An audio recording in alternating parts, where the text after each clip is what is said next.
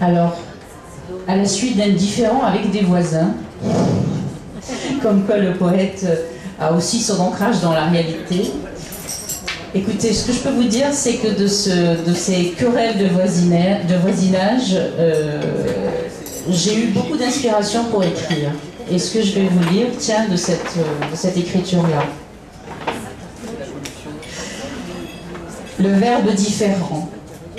C'est par un soir d'hiver, dans l'hésitation de nos gestes et de nos balbutiements, que nous avons percé le secret de cet absolu chagrin qui prit racine au creux de notre âge minéral et qui peu à peu et insidieusement creusait l'hécatombe de nos songes d'enfants, sans que nous n'ayons pu nous y opposer. Ce fut une saison absolument hideuse. Enfants, insouciants et gais nous étions, à l'orée de l'espérance bâtie de bouquets lilas et de soupirs lumineux. La transparence de nos mains effeuillant les rayons du soleil et ceux de nos âmes.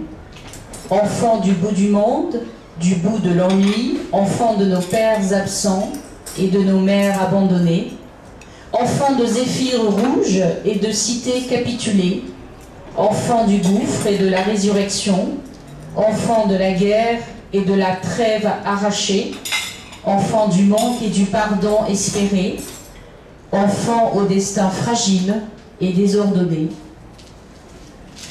Nés juste là où se dressent désormais les citadelles de la rigueur et de la rapacité, dans ce nouveau monde sauvage, sublimé de torpeur et de désengagement, que nous avons laissé grandir et faire, puis peuplé de tyrans et d'imposteurs, à regarder s'accomplir le comble du ridicule et de l'insensé.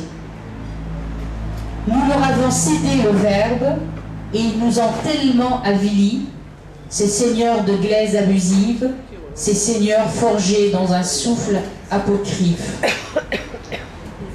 Je me souviens qu'à la naissance de ce verbe, nous étions couverts de lueur et de rosée. Nos yeux grands et ouverts embrassaient le ciel et ses étoiles. Nous ne connaissions ni peur ni recul. Nous osions regarder vers le haut des arbres et toucher du bout des lèvres leur feuillage céleste. Notre élan de cristal battait en mansuétude, nos voix solaires vibraient de mille éclats juvéniles et audacieux. Et à travers nos vertes prairies s'élançaient nos airs dévergondés et nos promesses innocemment ingénues. Là, nous étions heureux, j'en suis certaine à présent, parce que nos cicatrices d'exil s'estompaient à l'essoufflement de nos peines et de nos geôliers, parce que de notre désarroi, il ne restait qu'évanescente illusion de souffrance. Nous étions donc forts et vaillants, nous étions résistants. Nous ne redoutions nul despote, nul affront, même lorsque les vents secouaient nos mémoires et nos origines. De haine et de stupeur, nous étions lourdement menacés, jusqu'à l'érosion de notre accalmie, jusqu'à l'effondrement de notre abri. Le monde s'en offusqua quelque peu avant de s'en accommoder. Nous vîmes ce jour-là l'effroi s'abattre sur notre sanctuaire de sel et de sable, précipitant ces arcades dans le chaos des souvenirs et de l'embrasement. Il ne resta aucun de nos héros, ni aucune de nos icônes. Les dieux nous lâchèrent brusquement. L'intrusion du malheur aléatoire et lapidaire démystifia notre bonheur et scella notre tourment. Notre deuil fut maintes fois réinventé et les cimetières en devinrent débordés. Nous vîmes arriver à escorte démesurée des hommes et des simulacres livides, au regard égaré et au cœur ridé et pétrifié, s'acharner sur les débris de notre sanctuaire, insister d'achever son effacement. Nos pierres sacrées et millénaires leur faisaient si peur, et par un geste brutal et strident, retentit l'épuisement de la dernière pierre. Notre prière brisa sa foi, Saisis de terreur, nous nous tenions les mains fortement pour ne pas chavirer dans le vertige de la haine. Et longtemps nous avons résisté.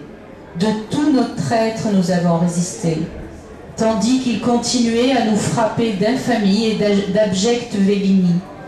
Ils voulurent nous briser et atteindre l'amour qui sommeille en chacun de nous comme un premier feu. Ils soufflèrent alors la damnation sur nos frères et nos sœurs qui portaient ardemment nos espoirs et nos attentes.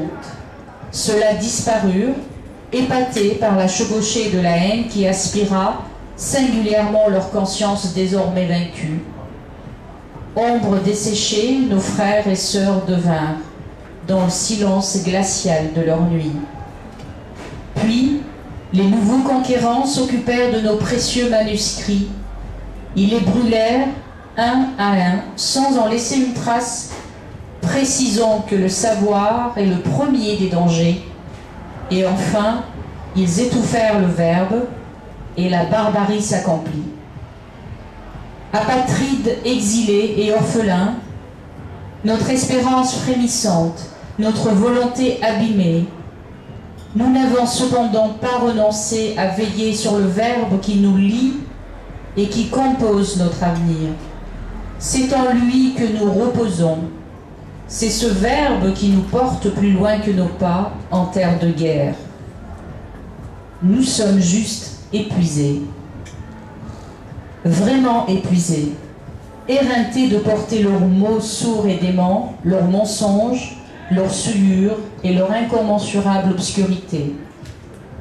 Il y a 2 décennies que nous crions leur laideur et leur naufrage. Nous n'avons pas cessé de dénoncer leur macabre visée. Nous avons tant perdu à refuser de voir leur sombre dessein. Ces hommes ne changent pas, ils ne s'améliorent pas, ils ne renient pas leurs crimes, ils ne regrettent jamais leur cruauté. Ils s'enfoncent dans la violence et la recomposent indéfiniment. Fidèles à leur tyrannie, ils taillent des sentences et des abus à la mesure de leur répugnance, traquant les esprits libres, condamnant les poètes et ceux qui entament le changement du monde. Ceux qui nous offrent le verbe en osmose de trame, après l'avoir affranchi de l'inquiétude. Ceux qui, de leur liberté et de leur candeur, mais à leur risque, colmatent les brisures des hommes et réparent les failles du temps. Et nous ne comprenons toujours pas.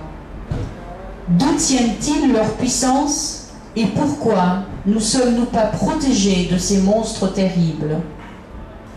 Pourquoi mettons-nous nos heures entre leurs mains lâches et venimeuses? Pourquoi offrons-nous nos plus belles cités à ceux qui piétinent leur mémoire? Comment défaire leur haine? Comment s'en préserver?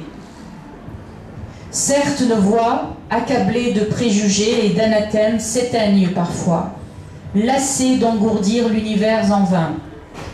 Mais nous revenons toujours au fondement de notre élan, résolument libre et nécessaire, nous abreuvoir du nectar originel qui reconstruit, à l'achèvement de notre religieuse session, l'antre que chacun de nous nourrit en ses entrailles, l'essentiel devenir. À chaque fois que nous perdons de vue la patrie de nos songes, nous réécoutons le chant de nos aïeuls et nous repartons en existence. Wow.